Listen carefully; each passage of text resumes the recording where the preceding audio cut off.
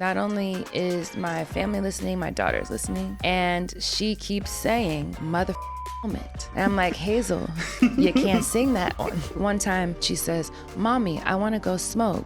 I want to go smoke. I know she means I want to go listen back to the car to listen to Smoke again, but to everyone else, it looks like I'm smoking with my kid. What's up? I'm Victoria Monét, and this is Making the Album with Pop Buzz. Hi, Victoria. What's up? Welcome to Making the Album. How are you? Thank you. I'm good. How are you? Really good. A pleasure. Just really excited to talk about this album. So, Thank you. In a moment, we're going to be going in depth into your debut album, Jaguar II. Okay. But before that, we're recording just 4 days after you received 7 Grammy nominations. Which of those nominations means the most to you? Oh, I don't even know how to compare, but I guess if I had to, it's the one that my daughter is a part of. She's also nominated, which makes her the youngest Grammy-nominated person ever. And she's 2 years old. So very, very special one right there. I mean, it's all so well-deserved. So Thank you. To get a proper insight into the album, Yes. we're going to go full track-by-track breakdown of Jaguar II. Let's do it. Track 1, Smoke. This was the first single, first song to start the era. Why was it Yes. important to start with this song? I think that it's the closest song on Jaguar I to Jaguar II. So I really wanted to kind of ease people in if they're coming off of the strength of Jaguar I, just knowing my aesthetic and really tapping it back into the 70s world and something that they were familiar with from Victoria. I wanted to just start there and then venture out a little bit further. Yeah, that full 70s R&B influence, it's so lush. Thank you. I mean, you have a gift for the sex jam. Obviously, Smoke is a bit Thank of a you. double entendre. Yes. How do you feel about fans adding your songs to their sex playlist? You know what? It's kind of difficult because sometimes if I put, I don't know if this is too personal, but if I put like a certain sound on Spotify or a certain playlist on Spotify, my own songs, I'm like, will come up. And I'm like, ha, skip, please. The only time I want to skip, because you know they track all the skips and stuff, so it doesn't look good if you're skipping. But at that point, I'm like, gotta go. But yeah, so it's interesting. And sometimes people will tell me that they've smashed to my music. I'm like, you could have kept it. You could have kept that to yourself. But yeah, it's interesting to say the least. Well, also because artists can see what playlists their songs have been added to on Spotify. Have you ever Yes. seen any crazy names? I haven't really scrolled through to see, but I'm sure there's some craziness going on for sure. Yeah. Track 2, Smoke Reprise. The tribe were begging for this as soon as you released the video and we got to see you pole dancing to it. Yes. Why is it important for you to include reprises and interludes on records? I really think it's just almost my ADHD. Like I have other ideas that stem from one idea and I want to put them together, and then I want things to flow into each other, and then I'll switch subjects, and some songs I never go back to, so they're just that short. It's like because I was just doing a scratch idea or whatever, but I like it enough to put it on an album. So it just might be my own. I don't know if it's too much of an artistic choice truly, as far as like I need this song to be short. It's just more so like I've kind of moved on and like, you know, I'm interested in like blending things and making things almost like a journey, a little roller coaster. So. Well, it also, like, it connects you to the legends. Like, people like Janet all used to include interludes on their projects, like Velvet Rope, Fasten Your Seatbelts. Yes. Things like that. Yes. Even things like your Ready skit is like a chance for you to show off your humor. Yeah, that's true. I do love albums that do have those little moments, and Rihanna has a few that are crazy. Track 3, Party Girls with Buju Banton. Yes. The way you interweave so many different genres into your music is so incredible. How did you decide to make a dancehall song, and how did you get Buju involved? Well, when we first were making the song, it started with the bass of the song, which D-Mile did. And for some reason, I heard it in that way. And I told D-Mile that and started singing the melody in the booth. He was like, huh? Like, he didn't think I would take it that direction. And like, when I was writing the track list out, before Buju was even a feature, I wrote his name down just to try to manifest it and see what the track list would look like with his name and just feel that, because I didn't think, honestly, that he would agree to it because he's such a legend. So I was reaching, really, but I wrote it down. And then when he added his verse, the beat under his verse was actually different. So after he added his verse and sent us the files, we went back in and changed the production to lift and match what he had brought. So he had us level up the production when he got on it. He just inspired us to do so. So I didn't really intend on making a dancehall reggae influenced song at first, but it just happened because I think it's just in me too. It's something that I loved. Growing up, my mom was listening to Buju, and that's how I learned of him as a kid. So just really surreal things are happening. Like whatever God is doing, thank you so much. My angels are working overtime to make, they're just like, oh, let's make all this stuff happen, come true. So I'm just super thankful. Thank you. You also have such an ear. Like on your tour, you mash up Party Girls with Baby Boy by Beyonce. Yes. We know you're a huge Beyonce stan. Yes, I am. I'm in the Beehive. What are your top 3 Beyonce songs? How? How can you do this? Just at the moment. I don't think I can do it. No, not even probably with a gun to my head, I could do it. I just love Beyonce. I'll say Beyonce song, and Beyonce song. You can interchange them however you'd like. Well, because you just see her influence so much in your work. Like, yeah. The album actually reminds me of Dangerously in Love in the way that you go through different genres. Like Dangerously in Love had Baby Boy, you have Party Girls, and then the 70s R&B influence, the dance, the noughties hip hop. Like, you both have that ear for music. You know what? I think in addition to just being students, I think because I know that Beyonce studies, I watch and like I try to sponge things up the same way, just and also pay homage to the people that I love and be respectful and inspired, but respectfully, and do things the right way. But we're also, I believe, both artists that are surrounded by really amazing teams that can make our ideas happen, and like it's almost like the things that we wish for, we're able to just communicate and they come together by way of other people's help as well. So I think it's a nod to us and taste, but also a nod to the people who are helping us and helping our dreams come true. And I know a lot of artists can say the same, Completely. Well, changing the vibe, obviously you work with D-Mile closely on the whole record, but track 4, All Right, is with Kaytranada. Yes. How did he enter the mix? You know what? We had sessions. Our first session, I believe, was not long after I had Hazel, but I've always been a Kaytranada fan. I feel like his music makes you want to get up and dance. And like, I love up tempos, but I usually, in my artist capacity, don't write them. Like if I'm picking beats, I'm usually going towards the mid-tempo slow ones. So working with Kaytranada pulls me out of that and gets me into the world in which he resides. And I love that. I love it so much. And we have a really great chemistry in the studio. We actually have a few songs. Yeah, you said that. Are they ever going to see the light of day? I hope so. Probably on the deluxe of Jaguar II, maybe, possibly. Hopefully.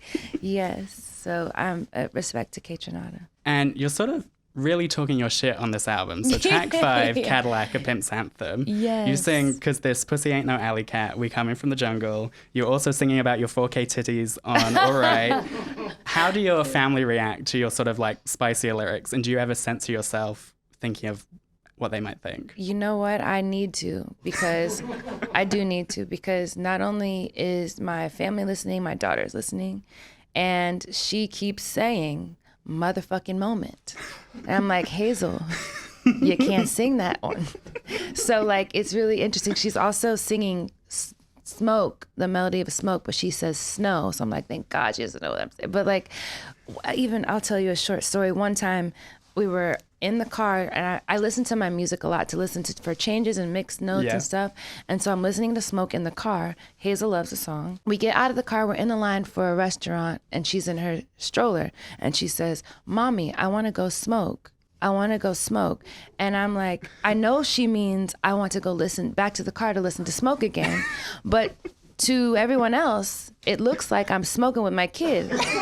So I'm just like, oh my God, like I really need a Kids Bop. Party Girls could be Potty Girls, like potty training song or something. But like, I've got to find the Kids Bop version because it's getting a little out of hand. You have positive lyrics too, though. Like, "We women been winning since from the beginning of your whole life." I feel like that's a good thing for a young girl to listen to. That's a good one. She might not even pick up that until 4 because it's like I'm rap singing. Of course, she picks up motherfucking of everything she can say. But yeah. Track 6, How Does It Make You Feel? Yes. Did you ever think that the shy girl from Purple Rain would be commanding a timeless love song that sounds like Anita Baker? Ooh, I hoped so. I really, really did hope so. I always had it in my heart to do so. And it's almost like, you know, when you want to do something, but you're too shy to do it. Or like at that moment when you're like, everyone's at karaoke and they're like, you sing. And you're like, oh, I want to sing my favorite song the way I do in my room, but I'm too shy to do it. And I think that Jaguar the concept is coming out of that shy place and behind the bushes and behind, you know, the rubbish, and just like jumping into the light and like getting and commanding what you want. So in the theme of the album, I'm glad that song exists and is doing what it is doing. I always did want to make a song that I would hope someone like Anita Baker would be proud of. I feel like I tweeted it before. I'm going to go see her in December too. I have tickets to her show, so I'll be in the audience screaming for her as well. I mean, now in the song you sing, how does it make you feel to be loved for real? Yes. It feels like you're finally getting your flowers. Like obviously the Grammy nominations, Janet Jackson at your show, even just like can you believe it? Insane. Victoria, how does it feel to be loved for real? It's crazy. It's crazy because I wrote it down and I planned for all of these things. And now that they're happening, I'm shocked. I'm just like, what the hell? But it really feels amazing. And what I was going to say was really inappropriate. It's really inappropriate. But it's like when you haven't had sex in a long time and you finally come. Long overdue. Long overdue. And what was that meeting with Janet like? Oh my God, she's the sweetest.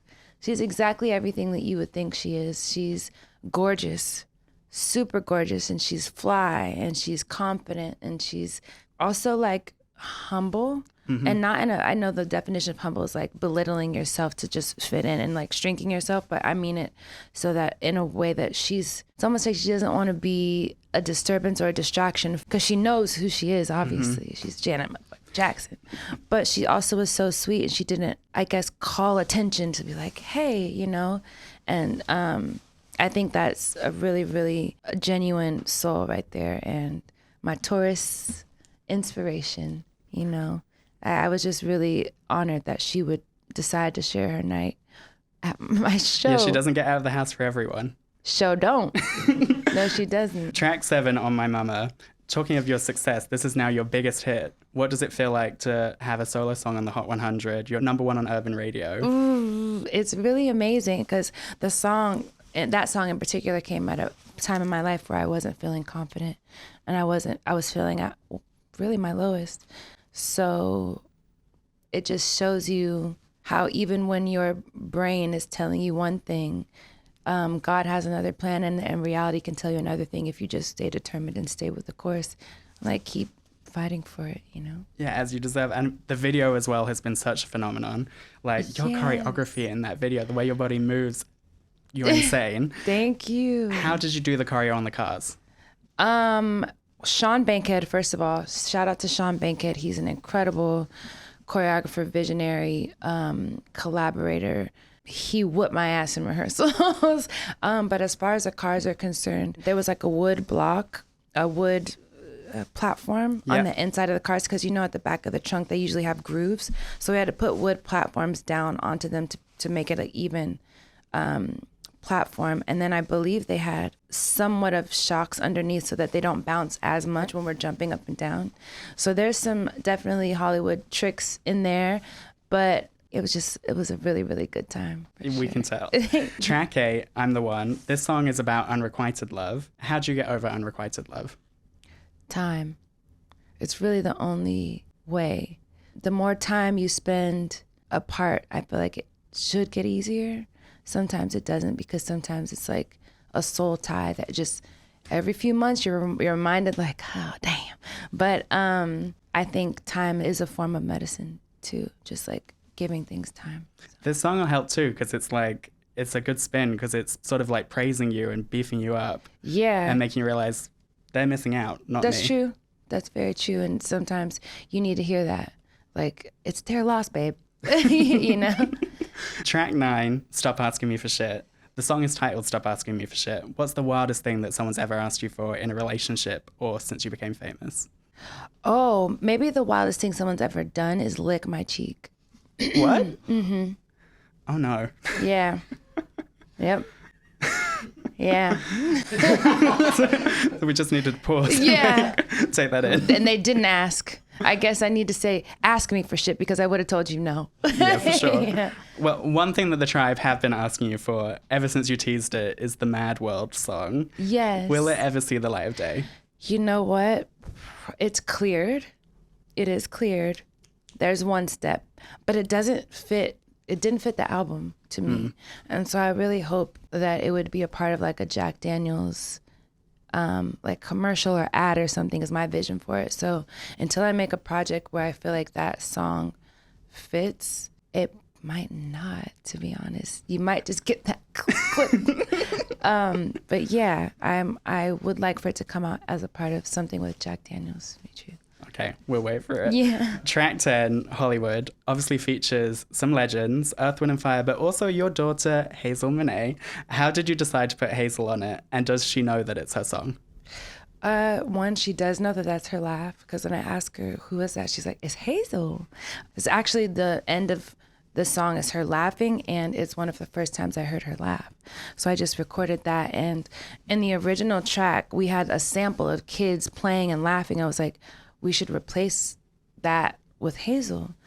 So that's how it came about that she should be on the record. And plus the subject matter means so much. And I think it's full circle that it's a song with the people who inspired the sonic sound of the album with the person who's inspiring me to just, shoot for the stars right now. So yeah, it's really crazy to have them on a song together. And they were gracious enough to allow me to feature a 2-year-old on our first collaboration. Well, she's credited as a writer too, so is she getting royalties? Yes, she is. Oh! That's right. She was expensive. And we know, talking of Hollywood, you want to get into acting. What would your Yes. dream role be?